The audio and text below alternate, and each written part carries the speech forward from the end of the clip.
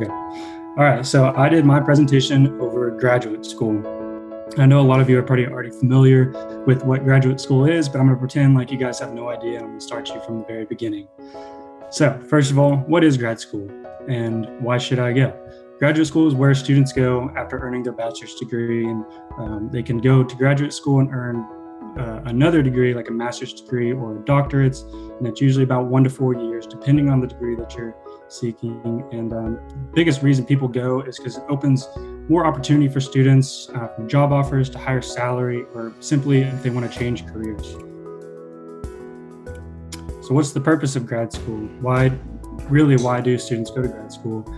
Mainly the biggest reason students go to grad school is to further the educational or career goals. If they want to be a doctor someday, they got to go to med school. If they want to be med school. If they want to be a lawyer, they're going to have to go to grad school as well. But generally, whenever you go into graduate school after receiving your bachelor's, it's something that's more specific, and the student is typically really passionate about what they're going to be studying in graduate school, and that's why it's so particular. So most commonly, this is the most common time when students go to graduate school is right after they complete their undergraduate. And so some examples of this is if you're going to be a doctor, or most careers related in the medical field, or lawyers, accountants, counselors, and most professors, they typically go to graduate school right after graduating undergrad, because they need those higher educational goals to pursue their career. And then secondly, another option, or sometimes that you also see students go to graduate school, is after they've spent a couple years in the industry after undergrad, they get into industry, and then they may come back a couple years later to pursue that master's degree to get into something more specific, or they want to get into a management role. And then sometimes if they're working for a company, sometimes the company will say, hey, we want you to fill this management role, but we'll pay for you to go get a master's degree so you can fill this role for us. So there's some benefits to this too. School could be free. It depends on your employer and the degree that you're going to be getting. And then you have potential to earn more money at the job. And then finally, a lot of the reason people go to graduate school too sometimes is if they graduate with an undergrad and something like political science or something that's not super specific, and they get into industry and they're not really liking what they're doing, and they find out that, oh, they really enjoy finance or engineering or something like that, they may go back to graduate school and completely change course in their direction and what they were studying before, and focus in on something more particular and something that can completely alter their career and what they're focusing on. So yeah, I provided an example right there. If you majored in political science in undergraduate, and then you don't really know what you're doing, and you find out, oh, I like finance, I want to study that, and they may go back and get a degree in finance and then have a finance job after that. All right, so the main difference between undergraduate and graduate school is graduate school, you're focusing in on something super particular, something that you're typically passionate about, and something that you want to get more involved with. So let's say you majored in aerospace engineering as an undergrad, and then you really liked the propulsion side of things. So you can go into graduate school and just focus in on that propulsion aspect of aerospace engineering and study more in depth of just that one particular field. And so it's just more specific overall. All right, so who goes to graduate school? What opportunities do I have as a student? Basically, any student can choose to pursue graduate school. The most commonly are of course going to be students that in their bachelor's degree were pursuing pre-medical or pre-law, or maybe a business major like an accounting. I know OSU does an accounting master's program here that's like a year long, but that's most of the time. But students can really, any kind of student can go to graduate school as long as they have that undergrad degree and their bachelor's and are going to go for it. But yeah. So a little fun fact right here, grad school is pretty prestigious. Only about 13% of Americans have a master's or a doctorate degree. So next, how do I go to graduate school? Undergrad students seeking to enroll in graduate school typically have to take a test, and that test depends on what you want to study in your graduate school. And so you have the GRE for general studies, the MCAT for medical school, LSAT for law school, and GMAT for business school. But other than that, it's really recommended that students have 2 to 4 strong recommendation letters and a strong GPA and a hard work ethic, because graduate school is not quite the same as undergrad. You're not going to be taking classes like general education classes like Composition 1 and Composition 2. You're going to be focusing on those higher course levels and really getting into detail and stuff. So you need to maintain that work ethic that you had in undergrad. So we'll just get into some of the tests right here. The GRE sections, it's kind of broad because this is for general studies, of course. So you just have a couple sections over there, a couple sections right here going over your writing, your reasoning, and quantitative reasoning, and just kind of to test your knowledge and your intellectual level that you should have attained after graduating from undergrad. And the MCAT is somewhat of the same, but as you can see on the sections, you have like biological and biochemical foundations of living systems. It dives a lot more deep into the medical side of things and what you should have learned in undergrad from like OChem and physiology and courses like that. And then they also have down at the bottom critical analysis and reasoning skills, which is a little bit more broad. That section kind of spans across each one of the tests to measure your intellectual ability after your undergrad degree. And of course, you can learn more about that by following these links right here. They kind of go really way in depth on them. And then you have the LSAT, of course. It's kind of the same whenever they want to look at your reasoning skills, but this one is all reasoning.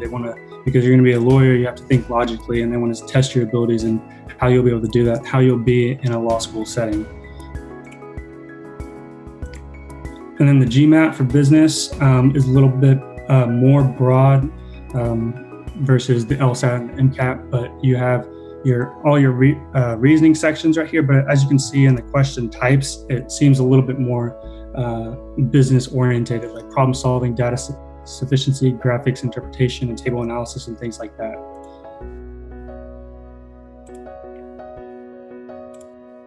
So the cost of graduate school, how much does it cost? I looked it up. The yearly average of graduate school is around $30,000. You may be thinking that's a lot of money. So how am I going to be able to pay for that? And there's lots of ways to pay for graduate school, almost as many as there would be for undergrad. Some of these I didn't even know. I didn't know you could take out student loans and FAFSA for grad school, but you can do that. And it depends on the program and the school and how much you'll get for it, of course. Or there's scholarships, or it is also recommended that grad students get a teaching position or a teaching assistant position or a graduate research assistant position. Or you can have a part-time job and go to class full-time, or vice versa. You can either have, let's say you're coming back after 5 years in industry and you're studied out now, you got kids or something like that, and you cannot go without a job. You can maintain a full-time job and then go to grad school part-time. Of course, it depends on the program. Some programs do it completely online, so it's really a lot more versatile than undergrad would be. And then depending on the company, of course, some will pay for your graduate school too. So there's more information about the FAFSA, how to find a job, hire OSU grads right here. And then OSU doesn't actually provide scholarships to graduate students, but if you like on this link right here, so we can go to it, they provide a whole list of different scholarships that you can apply for that are outside of OSU. But yeah, so learn more about those. And then finally, what does OSU have to offer? We go right here. So here is a kind of the graduate school homepage and a list of all the programs that OSU offers right here. And they really have a lot of them. So, and then on each one of these, like let's say I wanted to have master's in electrical engineering, you click on this, and it shows you pretty much everything about their master's degree program for electrical engineering. Here's the curriculum right here.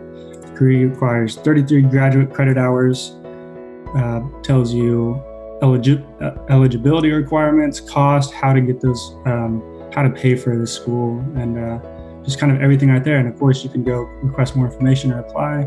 And so really, each one of these has talking about really in depth on how to get into these programs and what they are. And then you see this little icon right here next to this business administration. I mean, it's going to be completely online. And so, yeah, there's a little bit more about OSU's programs that they offer. And then the application process at OSU, follow this link right here. This is kind of a summary of everything about what I've been talking about as far as applying to grad school goes. So right here, it shows you create a new account, complete the application. You can start the application right away. And it'll also tell you right here everything that you need to apply to graduate school. You need to have like a checklist of all your transcripts, passports to prove all your documentation. It goes right here. You need your transcripts, your test scores from one of the tests that you took, the GRE, GMAT, or stuff like that. And then application fees tells you right down here, letters of recommendation, strongly recommended.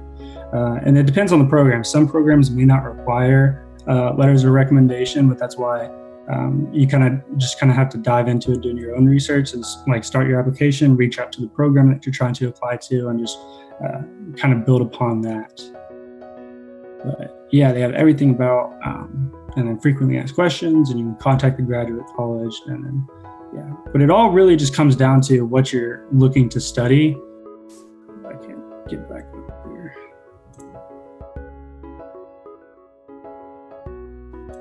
Okay, yeah. But it all just comes down to what you're trying to study in graduate school. Most programs are going to be somewhat the same when it comes to the curriculum, but really it varies really broadly, of course, going into from business school to engineering to medical school or law school. It's all going to depend on what you're trying to get into, or if you want to get into molecular biology or something in your graduate degree. It really just depends on what kind of program, what the requirements are, and the cost and what the coursework is going to be, whether you need a TA position or a graduate research assistant position. It all just kind of depends. So my final question is kind of like, what do you think about grad school and art? Have you considered grad school, or will you go to grad school? It's definitely a huge step, and it's recommended that students kind of know that they want to study more in depth in the topic that they're going to be studying in graduate school, because depending on what you're studying, you may not need a graduate degree, or you may need one. It just kind of depends on what you are studying in undergrad. So it's really a big step, and it's more sometimes thinking about it, it's sometimes more important than having an undergraduate degree and taking that consideration. But every school is going to be slightly different. So you just kind of have to do your own research, weigh the pros and cons of each different program out there, take the test, and just kind of see where you fall in line for graduate school. And then you just kind of have to go from there and weigh your options and decide if you should pursue graduate school. So there's kind of a broad timeline of the process of getting to graduate school. So first, while you're undergrad, or if you're coming back after a couple of years of being out of undergrad, then you're going to research your programs, and that depends on what you want, what you're looking for. You know, you got tons of different programs out there. Next, you're going to take the test depending on what your program is that you're trying to apply for. You're going to take either the GRE, GMAT, or one of those tests, and you're going to try your best on those sections that program looks for. So say I applied to Purdue or something, and they really look at my logical reasoning skills as an engineering undergrad, and I'm really going to focus in on that logical reasoning section that I was talking about earlier for that test. And then next, you're going to apply to graduate school. Hopefully, while you're still an undergrad, about your senior year is kind of when you want to start applying to graduate school. Or if you're coming back after being in the industry for a while, around 6 months from the first semester that you plan on starting would be a good place to start benchmarking ideas and getting everything together to start applying. And then you're going to receive your acceptances. You know, maybe you applied to a couple schools, you only got back one or two. Then you're going to weigh your options, see which one's better, or if it's a cost matter, then just kind of go from there. And then the following semester, after completion of graduation, you'll start your graduate school if you're coming right out of undergrad, or start in the fall or spring if you're coming back after a couple of years. But yeah, that's all I really have about graduate school. Are there any questions that you guys have for me?